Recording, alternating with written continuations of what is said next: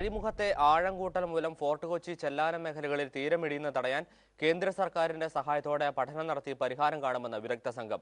അഴിമുഖത്തെ ആഴംകൂട്ടൽ തീരമിടിയലിനും കടലാക്രമണത്തിനും കാരണമായെന്ന പരാതിയിന്മേൽ ഒരാഴ്ചയ്ക്കുള്ളിൽ സംസ്ഥാന സർക്കാരിന് റിപ്പോർട്ട് സമർപ്പിക്കുമെന്ന് VK ഇബ്രാഹിം കുഞ്ഞ് MLA പറഞ്ഞു.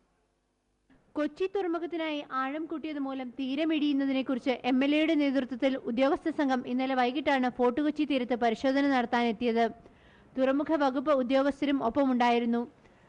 കൊച്ചി തുറമുഖത്തിനായി ആഴം കൂട്ടിയത് മൂലം തീരമിടിയുന്നതിനെക്കുറിച്ച് പരിശോധനയ്ക്കെത്തിയ സംഘത്തോട് നാട്ടുകാർ പരാതികൾ നിരത്തി.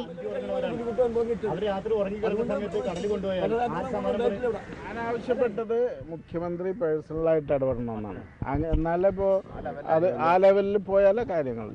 ഫോർട്ട് കൊച്ചി തുറമുഖത്ത് കടൽഭിത്തി വരെയുള്ള മണ്ണ് കടലെടുത്തതിനാൽ കൊച്ചിയുടെ പൈതൃകമായ ചീനവലകൾ അടക്കമുള്ളവ അപകടാവസ്ഥയിലാണ്.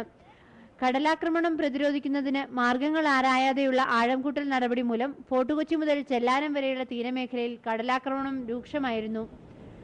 ഡ്രഡ്ജിംഗ് നിർത്തിവെക്കണമെന്നും ആവശ്യമുയർന്നിരുന്നു. മന്ത്രിമാരായ S. ശർമ്മ, M. വിജയകുമാർ എന്നിവരുടെ നേതൃത്വത്തിൽ കൊച്ചിയിൽ നടന്ന ഉന്നതതല യോഗത്തിന്റെ തീരുമാനപ്രകാരമാണ് സന്ദർശനം.